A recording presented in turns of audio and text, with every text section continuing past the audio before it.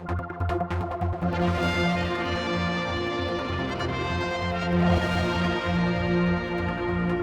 hello. I'm in a slightly different location in Seattle, but we're doing an interview with Richard Hubbard from Crogga.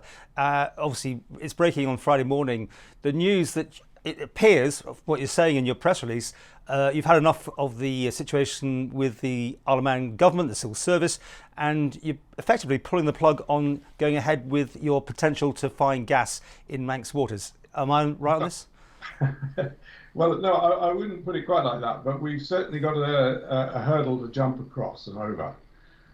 So when we last spoke, we were speaking about the fundraising in what we call the Independence Well Raise to get the funding in place to allow us to drill what we call the Independence Appraisal Well on the Isle of Man Crogga gas field this October, or at least in the fourth quarter this year.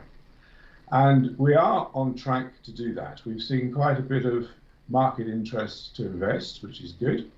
We've got a contract well operator, 360 Energy, as they're now called, so previously Fraser Well Management. And we've even been able to identify a specific rig that might be available to drill the well for us. But the obstacle that we've got is that probably because this is the first well ever drilled in the Isle of Man, there are no published drilling regulations. And if you think of it the same way as building a house, you really can't proceed to get what's called a well consent to drill until there are published regulations to follow. And every country sort of has their own regulations. And if you don't have those government-approved regulations, which have to be publicly available, it's very difficult to get the operation insured. And many of the drilling type contractors don't want to work there because it's not the regs are to protect the operators as well as the government and the environment. So it's sort of a fairly basic thing. And we first went to the Department of Infrastructure last October and explained that we'd like to drill as the next step of the risk reduction process. We will shoot seismic, but the next step is to drill, and I'll speak about why that is in a second. And of course, we fully realised that there weren't any drilling regulations, and why should there be? Because they've never been used. But we thought that the Isle of Man government would turn to the UK regulator that's called the North Sea Transition Authority. But they seem very reluctant to do that. And of course, I know that organisation quite well, and I know that they're ready to help. So we are a little perplexed as to why the Isle of Man government doesn't want to get the assistance from the UK regulator.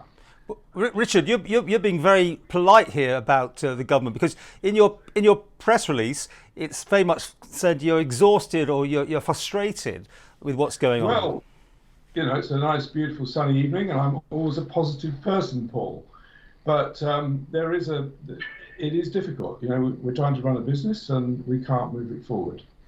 So the main news that we are announcing today is that the Isle of Man residents who subscribed to our Independence Well Raise were expecting us to drill in October. And the board of Crogga Limited just took the view that it wasn't fair or reasonable to leave those people hanging on with an indeterminate date to drill. So we have today announced that we will return their funds in full. And that we believe that's the right thing to do for those subscribers. Right. Now, how does that affect you? Because you've got money coming in now, you've got to give it back again, which must be an expensive operation itself. How does that leave Crogga as a company to perform and to carry on with this task? Well, through the goodwill of the founder shareholders, we will continue. We're not walking away, we're not giving up. But it's simply not possible to drill without drilling regulations.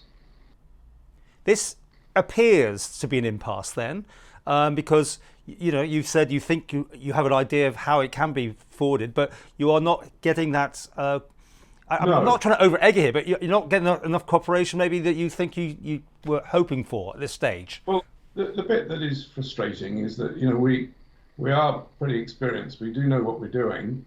And we we requested what we referred to as an all-parties meeting between the various departments within the Isle of Man government, actually on the 17th of January, and we're still waiting.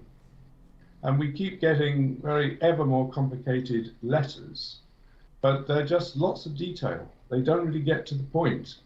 And what's necessary here, at least we believe is what's necessary here, is a meeting with the Cabinet Office, the DEFA, the DOI, and probably the Treasury, to say, so if you do want to drill this well, why can't we work together to put the regulations in place?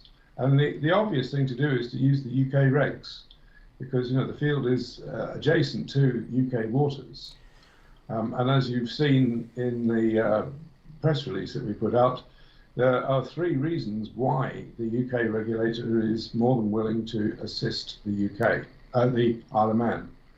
So I won't go into those now, but believe me, there are reasons. But I understand, and it seems quite obvious that other things have not gone quite right for the departments, and this is something that's totally outside their knowledge base. So they have to take guidance from somebody.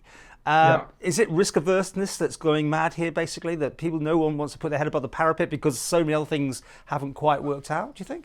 I think that's probably got something to do with it, Paul. But so what I do need to explain, there is one technical issue that's important. The way the license was written back in 2018, it was to shoot seismic first and then drill a well. And if you're in sort of virgin territory and you don't know anything, that's probably what you have to do, because you don't know where to drill. However, and especially given my particular history, as you recall, I was the responsible manager at the time BP relinquished its acreage, so I do know it very well. And the BP 2D mapping that was available in 1996 and presented to the Isle of Man government in the relinquishment report is good. And, okay, it's not 3D, but it's perfectly good. And there's no uncertainty about where to drill this first well. We're going to drill on the crest of the structure, and that's all laid out by the BP report written and presented to the Isle of Man government in 1996. The purpose of drilling the well is to test the quality of the reservoir and make sure that it will flow at a commercial rate. And if it will, then we've got a full field development on our hands and a lot of excitement. The problem with shooting seismic is that by definition, it simply cannot answer or address that critical risk. So seismic's quite expensive, and we could easily spend £15 million on the seismic.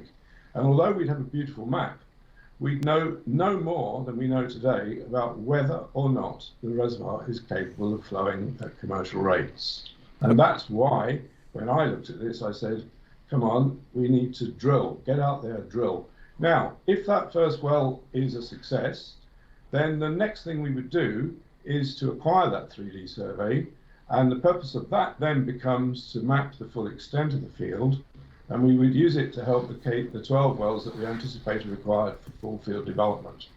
So we're not trying to avoid the seismic, it's simply that it's not the next step of the risk reduction process. Okay, Richard, before we go, I've got to balance this up. There's a lot of people out there who think this is completely balmy. That ship has sailed. We've had this conversation many times before. So do you think maybe that's where this is all going? There's pressure on the government to go green and to be... I know you're going to say it's a transition fuel, that's fine, but overall, there's maybe talk about greener issues than taking gas out of the seabed, right?